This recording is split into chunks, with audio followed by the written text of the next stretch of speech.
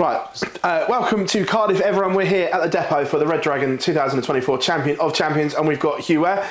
Huw, this is something that you've been around a long time, obviously Welsh born and bred, but darts fanatic as well. This is a real staple of the calendar now. It is, yeah, and it's a testament to Winmore and Red Dragon of how much the tournament has grown since its inception. Because I remember working the first few tournaments at St David's Hall. Great venue to get in the first place, and yeah, it's just sort of the way it's sort of progressed from there has been great. Here at the depot now, I think this is the third year I think it's been at the depot now. Lots of different players coming, about 128 of them from all across the UK. It's almost like the old sort of News of the World format with the best of 3 legs, and the News of the World was a massive tournament back in the day. So I think this has basically become the modern day News of the World, if you like. It's become a big tournament to win for whoever wins it. Well, it's interesting, you touch on that. We've seen the videos from Alexandra Palace back in the day when they were hanging from the rafters for the News of the World, and this keeps that spirit alive because it is a very unique format and it keeps that going. And best of 3, I mean, you know, so anyone can beat anyone over best of 3. You only need like a good 5 minutes and you can beat, you know, whoever it is. Because if we look at the old News of the World, you know, we look at the names that used to win it and stuff, and some of the names that used to not win it, you know, because best of 3 legs is ruthless.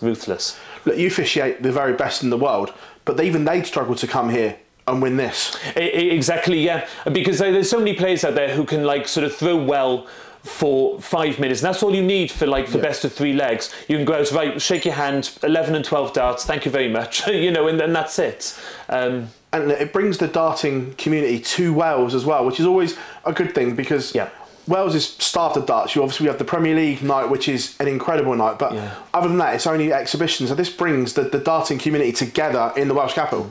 Do you know, it's funny, when we think about the Premier League in Cardiff, it's always like one of the first, if not the first venue to sell out. It's just a shame that the Motor Point is probably one of the smaller venues that we go to out of all the Premier Leagues. They are starting to build a new arena down Cardiff Bay now, which I think is going to hold like 10,000 odd, which would be great if we could get the Premier League into there once that's done in however many years' time. But the demand for darts in Wales is massive, as you say. So this is something that's really good. I think fans can come in and players can bring their friends and all the rest of it. So it's a really good atmosphere here. The names that are on that Champion of Champion trophies as well, your Gerwyn Prices, and obviously he's the standout one being the world champion, but there are big names that have won this title on the darting CV. This is something to have. Yeah, and have then gone on to achieve great things afterwards, because I think both Gerwyn and Johnny have won it. And Jim Williams. And Jim Williams, and all 3 of them have basically sort of gone on from there. Even though they were already well known, they've gone on to do sort of bigger and better things, you know, as the years have gone on afterwards.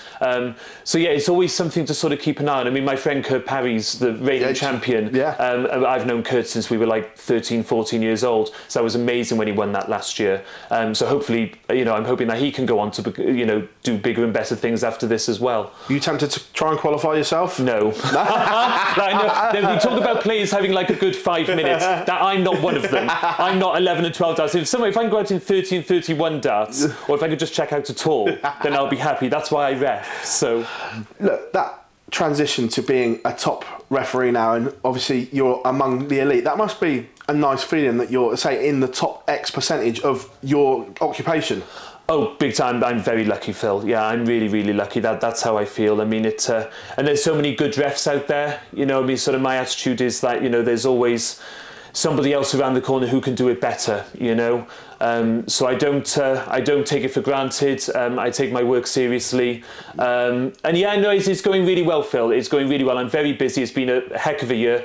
I'm going to Toulouse on holiday in a couple of weeks, which I can't wait for, because once we come back from there, the rest of the calendar just wiped out until about next June. So you know, so I'm looking forward to going away and recharging, and then once the autumn comes, that's it. Paul Hinks was one of the iconic PDC referees. Was there pressure to follow him? Because obviously everyone knows that you replaced him in that elite group of 4. Was that pressure replacing someone like Paul? Oh, big time, yeah. I mean, well, Paul Hinks is an iconic referee with an iconic voice, iconic 180 and all the rest of it. So, I mean, I remember sort of refereeing with Paul in the PDC. Yeah. And then obviously, you know, I sort of took a step up, and yeah, no, it was pressure.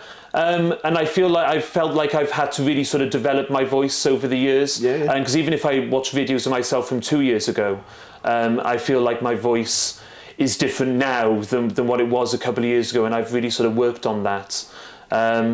So yeah, no, it was a lot of pressure because, I mean, the demands of the job are, as a professional referee, you really do have to be flawless up there. Yeah. You know, the players are concentrating. You don't want to break them out of their rhythm. You don't want to sort of be making mistakes or not a lot of it. You can make mistakes, of course you can, but not all the time. You know, and certainly not all the time in one match. You know, because then it can start to become a distraction in that way. So the pressure more than anything is about sort of going up there, and you have to sort of be perfect, really. You know, but it's just doing your best. You just go up there and you do the best job that you can at all times. Do you have to have eyes in the back of your head now? Because some of them can be little minxes now, can't they? Up there. It's not just about the darts. You've got to be keeping an eye on everything. Yeah, and we have second refs now as well and stuff, which I think the role of the second ref has become more important over the last few years. But yeah, I mean, but having said that, I think the vast majority of the time, you know, out of all the matches that we referee throughout the year, the vast majority of them are spot on, so it's fine. Would you like to see the PDC bring back the News of the World and perhaps have the big guns have a go at this best of three? Yeah, it would be good, wouldn't it? You know, it could, because best of three is like it's almost like a leveler, isn't it? It makes it a level playing field. So it would be good if we had like sort of all the Pro Tour all together, just to do a best of three and just to see who could come out on top. Yeah, it would be very interesting. Thank you very much, as always, for your time here in Cardiff. I wish you all the very best. Thank you, Phil. Thanks, mate. Cheers now.